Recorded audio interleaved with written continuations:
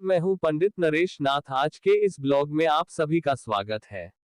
आपको हमारे चैनल पर हमारे ब्लॉग पर मिलेंगे ऐसे दिव्य अचूक तांत्रिक टोटके, वैदिक ज्योतिष, लाल किताब, वास्तु शास्त्र के ऐसे उपाय जिनको कर आप अपने जीवन में आ रहे सभी प्रकार की समस्याओं को पल भर में दूर कर सकते हो। इसके लिए आपको हमारे द्वारा बताए गए उपाय को सावधानी पूर्वक करना होगा। मेरा प्रयास रहता है कि आपको समर्थवान बना सकूं, साधना मार्ग के द्वारा आपकी आध्यात्मिक और भौतिक उन्नति हो सके। आज के इस एपिसोड में हम आपको बताने जा रहे हैं रुद्रकाल भैरव की साधना। मित्रों, आपने भैरव जी के बारे में सुना होगा, मगर भैरव जी किन किन भागों में विभाजित हैं, आज आपको इस पोस्ट के माध्यम से बताते हैं।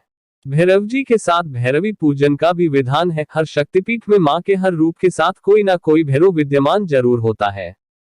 आप जितने भी शक्तिपीठों में जाएंगे, आपको हर शक्ति भैरवी के साथ भैरव भी उस पीठ में दिखाई देंगे। ये दोनों एक दूसरे के बिना अपूर्ण माने जाते हैं।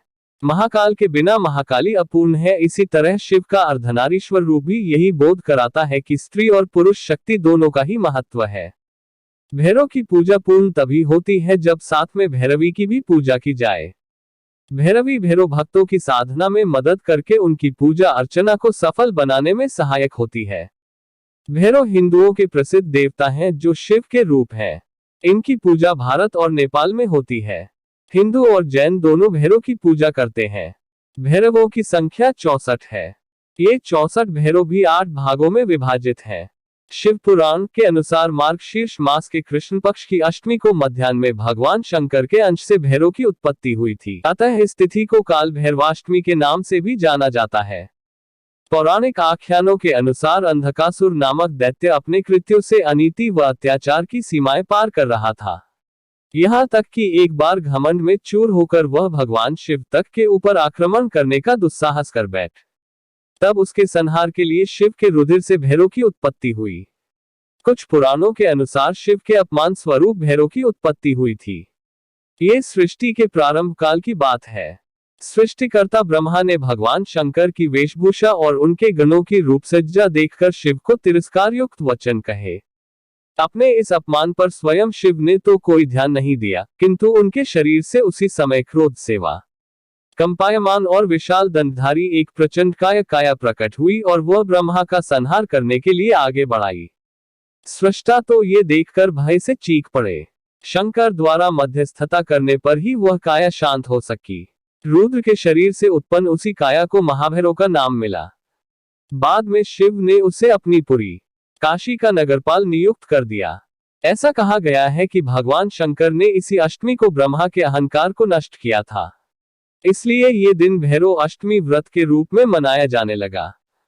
कालांतर में भैरव उपासना की 2 शाखाएं बटुक भैरव तथा काल भैरव के रूप में प्रसिद्ध हुई।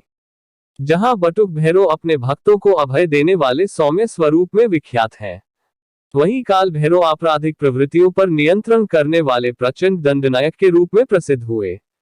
पुराणों में भैरव का उल्लेख संपादित करें। तंत्र शास्त्र में अष्ट भैरव का उल्लेख है। असितांग भैरव, रुद्र भैरव, चंद्र भैरव, क्रोध भैरव, उन्मत्त भैरव, कपाली भैरव, भीषण भैरव तथा संहार भैरव। कालिका पुराण में भैरव को नंदी, भृंगी, महाकाल, वेताल की तरह भैरव को शिवजी का एक गण बताया गया है जिसका वाहन श्वान है। ब्रह्मवैवर्त पुराण में भी 1 महाभैरव, 2 संहार भैरव, 3 असितांग भैरव, 4 रुद्र भैरव, 5 काल भैरव, 6 क्रोध भैरव, 7 ताम्रचूर भैरव तथा 8 चंद्रचूर भैरव नामक 8 पूज्य भैरवों का निर्देश है। इनकी पूजा करके मध्य में नवशक्तियों की पूजा करने का विधान बताया गया है। शिव महापुराण में भैरव को परमात्मा शंकर का ही पूर्ण रूप बताया गया है।